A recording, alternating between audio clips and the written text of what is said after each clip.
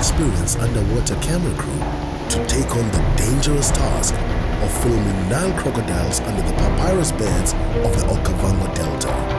I can watch them from the boat and I can see what's happening, and that gives me the confidence to be able to get in the water with one of these big animals, a 5-meter crocodile. The scary thing with crocodiles is they're one of the only animals that consider people as food. Seems crazy to be here in the Okavango and going snorkeling looking for crocs. You know, there's no knowing what crocodiles will do. Who knows enough about crocodile behaviour to know what will happen when they confront a crocodile underwater?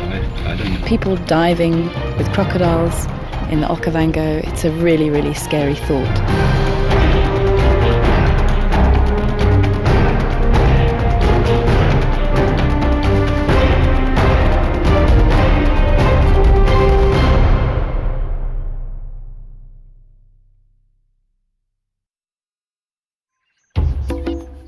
The two men behind this daring film were the brothers Damon and Craig Foster. Don't you think it's frightening for me having a brother like that? Don't you think? Would see my brother, let me tell you.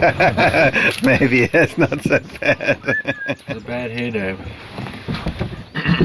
She looks quite good this morning. I absolutely love working with my brother, but we love to share the whole process with others. I mean, you're having 4 cameramen, each getting their special images, 4 minds working on something. Of course it's going to be better than just Damon and myself working. So I think it's a great privilege to work with these guys and learn from each other. It's a wonderful process. I feel a bit more confident because I'm with people who are far more experienced than I am in the water. Didier has spent sort of 35 years diving professionally. Roger was one of the top South African spear fishermen. He lives in the water, and you know that's if you want to be good at that, you're normally very good in the water. So I'm with people who are very comfortable, and I rely on them really to handle the diving side. How are you feeling about going in with him, yeah? As long as the conditions look good, I think it should be fine. You're not frightened? I think it's always a risk, but I think it's controlled. It's worth doing. But you feel good about going in the water now? Yeah. You don't feel scared? Eh? Not if I think about it too much. One doesn't want to think about it. Nah, it'll be fun. Dan?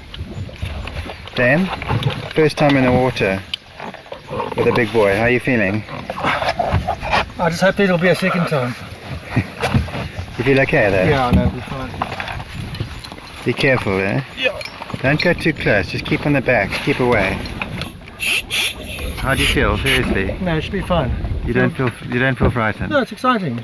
That's why, you only live once. No dress rehearsal, eh? Dame? Yep. Just hang back, okay? Yeah. Don't go right in the mouth. And don't flop in. Go on me and go slowly, because you don't want to do the usual thing. Just go very carefully in. Okay. Yes. Weighs a ton. The irony is that I thought before I came here that getting in the water I'd be worried about crocs. I'd be looking around, making sure that that dragon's not about to jump out of nowhere. But as you get into the water, it's so beautiful. There's this amazing volumetric light coming through. There's this underwater garden that suddenly just is tranquil and beautiful. That fear and that sort of tenseness of worrying about the animal just goes away, and you just enjoy it. You don't feel threatened, and I suppose the work we've done has shown that the crocs are so wary of us, and we rely a lot on Greg, our guide, to sort of advise us on what area is safe, where dominant animals might be. If there's a dominant male crocodile, obviously it is a bit different to smaller animals. Obviously these things take a lot of planning. We've all had a bit of notice. I've been preparing for this for the last sort of month, getting all my side of the operation in place. You've got to have everything well prepared. You can't have to sort of run back to base every second day because you're running out of supplies. This is definitely the first time I had a film crew on the boat and done anything of this nature. I generally take out groups of fishermen and tourists coming to see the area, birders, that kind of thing. And so far it's been great. It's really been exciting.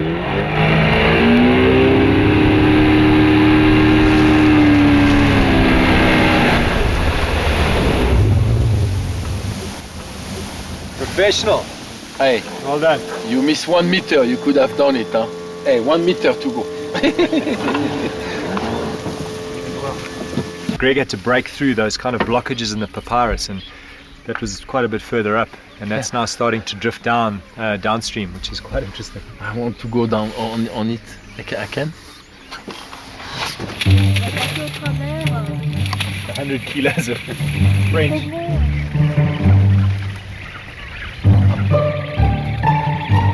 I don't think a croc could come here. You think you could have your camera on there? It'll go straight through, eh? It's a very beautiful way to go down the river. Maybe I'd like a little fence here, you know. You never know what could happen. The view from here, drifting with the reeds, is just amazing. Now, if we had to get out of here, this would be a great survival tool, eh? Yes. Didier is this very sort of over-the-top, dogmatic French character, which makes it fantastic for us because we can use that as to make the film more interesting. I think the viewer will be taken through his world. This is the culmination of 30, 40 years of somebody who's spent his life diving around the world in the most exotic, the most amazing places, and what a privilege to sort of see through his eyes this world. Because if he's impressed, if he's scared, if he's, enjoys it, wow, then it really must be amazing. So that's an incredible opportunity for us to have that character in the film. Yeah, we are on the Kubu Queen, the boat we use for Okavango trip to look for crocodiles. This is basically the Foster's headquarters. Look at how messy it is, you know.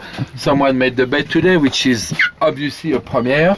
And if you go under the bed, what can you see? Some nice, reserve of haute cabrière, of course. Okay, this way please. Now this is very nice toilet. I insist on the view. When you brush your teeth in the morning, this is what you see. Let's go to the camera.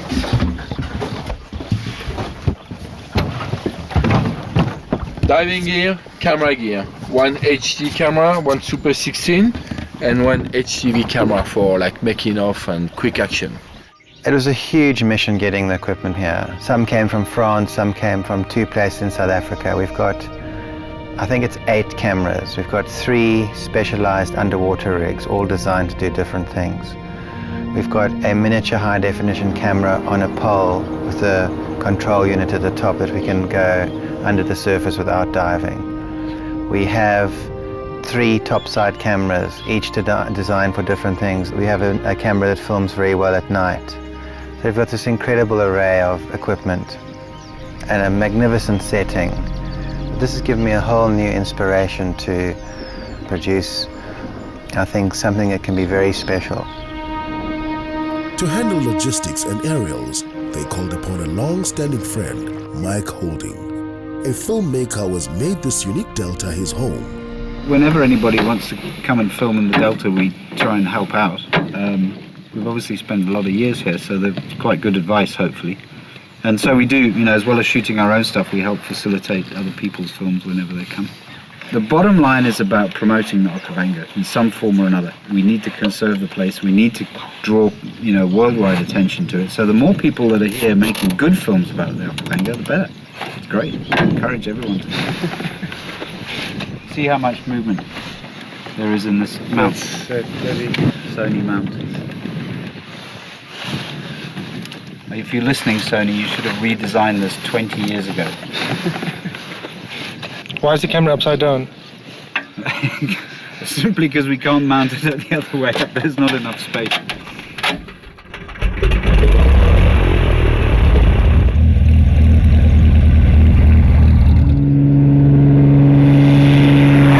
With the camera mounted upside down, the aerials had to be turned 180 degrees in post-production.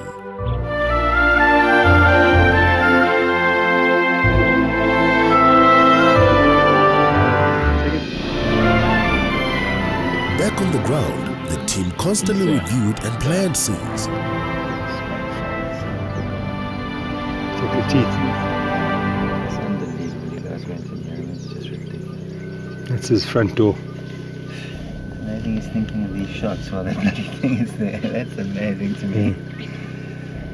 But in this situation, it's hard to think. Beautiful. The movement is so nice. He moves. It's so Incredible. Look at this luminosity of it. Yeah, the teeth are brilliant. Unbelievable. How far away from him are you now? 3 meters. No. We are less, maybe 2. Really? Yeah. Well, nice lighting. yeah, well done, Didier. Good job. Good job. This is a miniature high definition camera, one of the first designed that we've made underwater housing for. It's got it made just in time for the shoot. Back at Didier. And hit the croc now. Watch out, Dan, he's massive, eh? Very careful.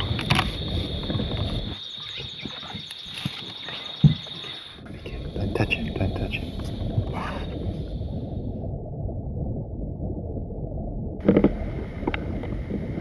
Craig. Forward. That's nice. He's going down.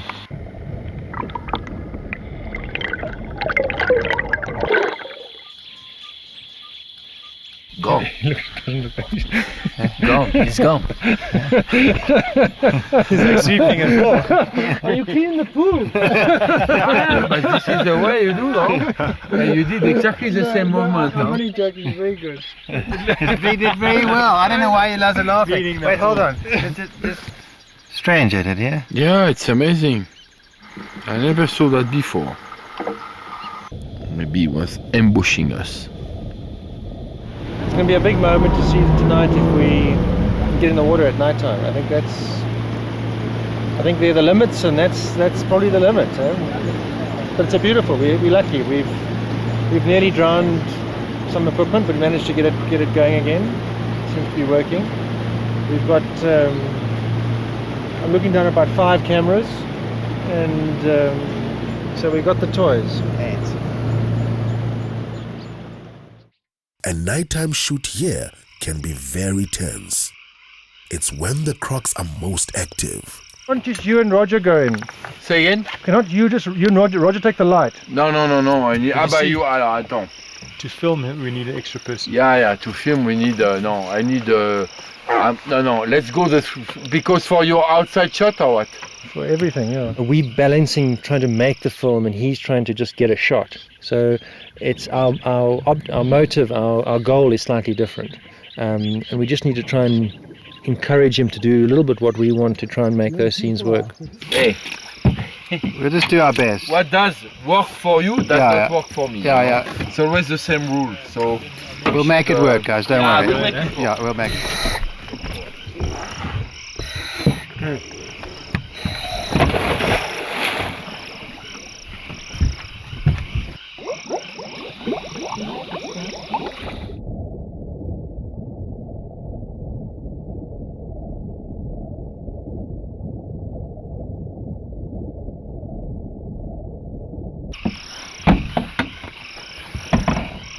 You alright, Didier?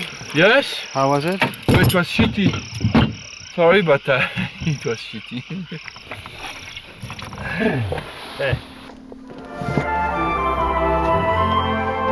By day, the team used all their ingenuity to get the results they needed.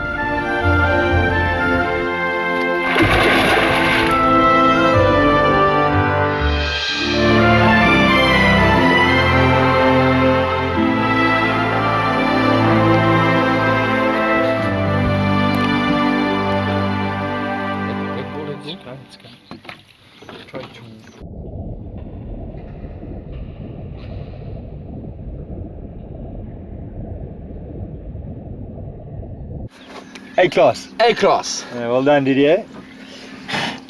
It's an endless nose, and you see all the teeth. Exposure as usual. Perfect.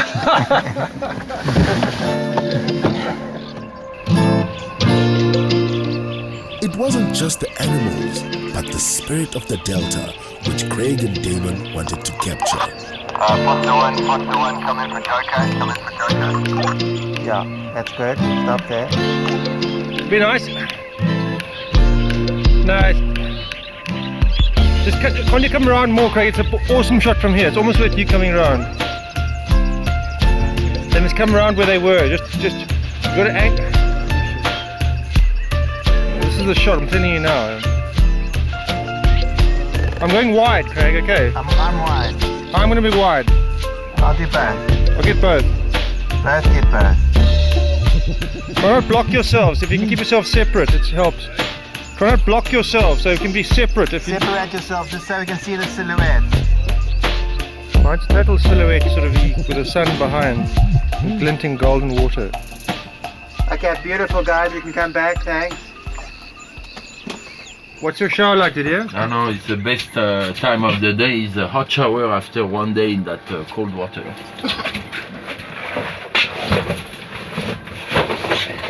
Excuse me, guys. You're under the beds, under the papyrus beds, and you're in quite large caves. And then these small pockets of air where you only can get out through maybe one or two places.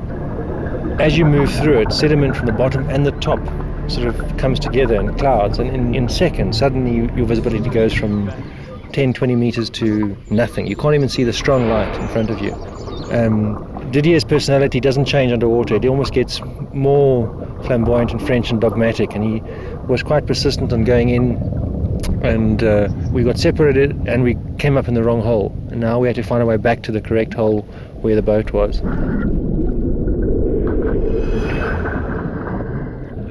It's quite scary if you're not used to being in water visibility that changes from 10 meters to literally nothing. Yeah, you've got to keep a strong sense of orientation, because when you pop up into a little, like a hole in the ice almost, hole in the papyrus, all that stuff just comes up and it goes pitch black. So as you go down again, it's pitch black. You've got no idea where you're going. Didier had a sense that... I went too much on the left, and I realized as we touched the bottom, we were wrong. So we came back to the light, and after we go down with the current, you were right, Yeah, got to keep a sense of direction. Yeah. That, you can easily have a diving accident where somebody panics and gets lost, gets disorientated, and there's literally miles and miles of papyrus beds that you could get lost in. Well, I mean... Hippo? No, not far. How far are they? They're right here. The hippos sound very close. We hear them all the time, not only at night, but when we're diving at these sites, you literally hear them, and they sound like they're literally just the other side of these papyrus beds. But, Greg says they're about 500 meters away, which is quite far. The backup that we have here is just second to none. If anything does go wrong, I feel completely assured that all the right steps will be taken to make sure that we actually minimise any risk. In case of a major emergency, we've got a sat phone with us, and so we're pretty well covered if things do go wrong. Right above the deception, looking in the water, like you've been looking for. And they will cut from underneath. The lens is clean enough for the fasters. I don't see any dirt.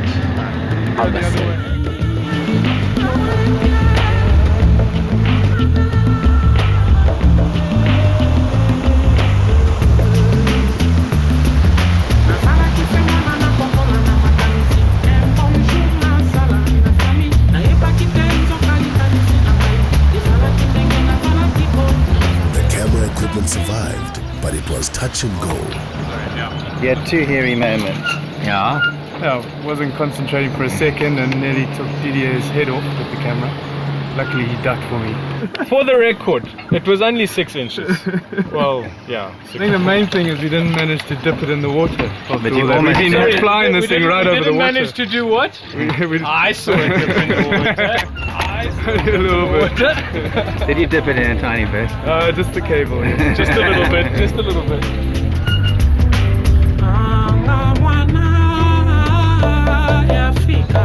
Oh, they got a little bit chilly in the end. How did it go, Dan? Oh, I think we're in the water for about an hour and a bit. How come he's so tired? Not used to the job, you know.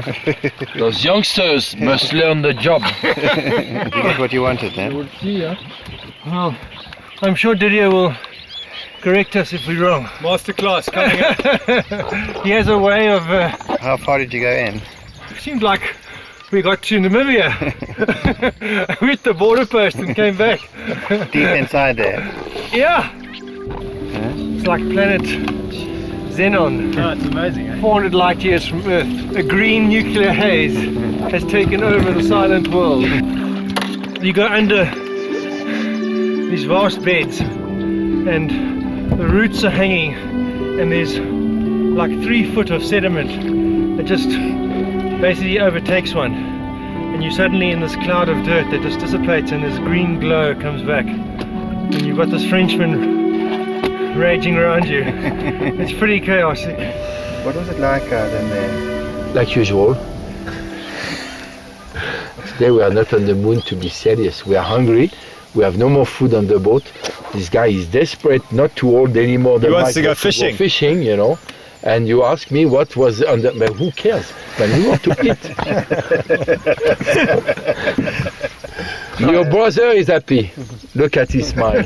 Because he has done a good tape underneath. It was like watching a movie, but I was diving because I was looking at the viewfinder and there were these 2 spacemen, astronauts, flying through this green planet. That's us. You have this surreal moment where you really have almost like you're looking down on yourself and you're watching an alien film. It was the closest thing you can get to being in space, I think. That worked well. I think it worked well. Yeah. I think, No, that was good. it's often, underwater you got to realize you can't talk. There's no communication. Then sometimes I don't see you, so it's difficult for us to know exactly where we are and to place ourselves at the right position. Didier has obviously an advantage being French that he speaks with his hands, so you don't need to worry about any verbal communication underwater. It's like exploring a new world. Nobody knew about these papyrus caves, so it's pretty exciting to see those images coming up. I mean, Greg, he's lived most of his life here, and for him it's a huge eye-opener to see what's happening underneath here. I've never seen anything like this. The only other underwater footage I've seen of a crocodile is quite far away and swimming away from the camera. To be so close with a crocodile, it's unreal. Well done, Didier. Absolutely amazing. Incredible. You happy, Didier? Yeah, I am, Honestly, I am. Awesome. Well done. It was a good teamwork today. Incredible. Yeah. People are going to be disinterested unless films in the future have a heart and a soul. And this is what is so exciting about this project, is that I think we can deliver something that is going to last for many, many years and really be inspirational to a lot of people. And that's because the whole team, including the people who are financing at NHU Africa, understand the vision.